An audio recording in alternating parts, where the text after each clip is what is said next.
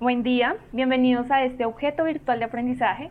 El día de hoy vamos a tratar un tema bastante controversial, la reforma tributaria, en específico el capítulo 9 sobre la obligación de facturar. Por favor, acompáñenos. El orden del video es la importancia de la factura, seguido de los cambios de la reforma tributaria que se hubiesen dado en caso tal de que ésta siguiera en pie, los problemas en la práctica y también frente a los principios constitucionales, su evolución y conclusiones. Para introducirlos a este tema, que además de interesante es muy importante, les queremos señalar que el estatuto tributario trae consigo la obligación de facturar con la finalidad de tener un control sobre la renta. Entonces, los contribuyentes deberán tener un soporte de sus actividades económicas donde esté fechado y además autorizado, como por ejemplo las facturas de venta, los tiquetes o los comprobantes que emitan las registradoras. Esto soporta entonces los hechos económicos de los contribuyentes. Muy bien, revisemos los cambios que proponía la reforma sobre la obligación de facturar. Pero primero recordemos que toda persona natural y jurídica debe inscribirse en el registro único tributario e identificarse bajo un NIC, y que los obligados para facturar son las entidades con o sin calidad de comerciantes. En cuanto a los sistemas de facturación, tenemos la factura electrónica, el talonario o papel, solo cuando hayan fallas tecnológicas. Esto deberá ser entregado al adquirente para que se considere válido. También la sanción por no expedir factura u omitir los requisitos era del cierre del establecimiento, y por el incumplimiento de los sistemas de facturación nos decía que es del 1% de las operaciones respecto de las cuales no se expedía factura, dependiendo del tamaño de la empresa, como puedes ver en pantalla. Esto es muy importante, lo que les voy a decir, porque este proyecto pretendía que la DIAN quedara facultada para determinar de manera oficial el tributo del impuesto de renta y complementarlo mediante la facturación y que esto prestase a mérito ejecutivo. Entonces acá la DIAN establecía los plazos, las condiciones, requisitos técnicos y fecha de vigencia.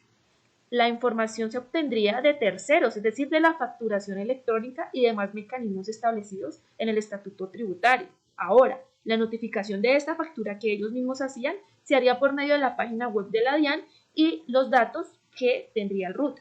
El contribuyente que no estuviese de acuerdo con esa factura debía declarar y pagar el tributo conforme a lo que ellos decían dentro del plazo máximo de 2 meses siguientes a la notificación.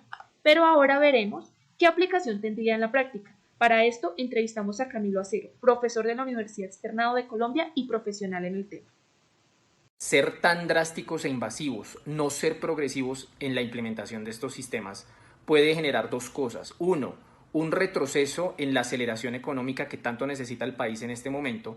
O dos, una subeconomía o una subestructura alrededor de la evasión de este tipo de mecanismos. Al estudiar el capítulo 9 de esta reforma, vimos problemas graves frente a los principios constitucionales inmersos en el artículo 46 de la Constitución. Por ejemplo, se vulneró el principio de la igualdad. El proceso de la auditoría de la DIAN es muy sesgado. No cuenta con el desarrollo tecnológico suficiente para que se tengan datos idóneos para liquidar dicho impuesto. También el principio de la eficiencia.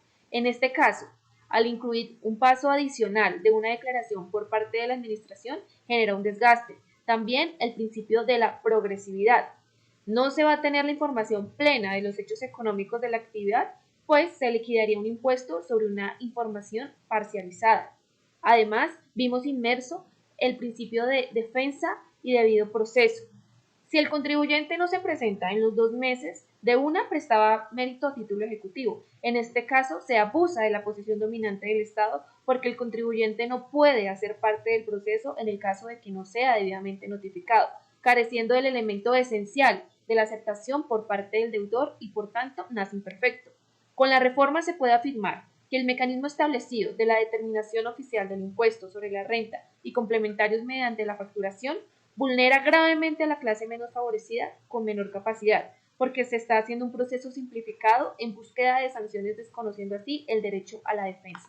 Ahora, para finalizar, ¿cómo vamos en estos días? Sabemos que actualmente la DIAN fija las fechas para la declaración. En general se presenta en el portal Muisca mediante la firma electrónica y posteriormente debe ser presentada en los bancos para el pago del impuesto. Esto partiendo de la información que soporta los hechos económicos plasmados por el declarante.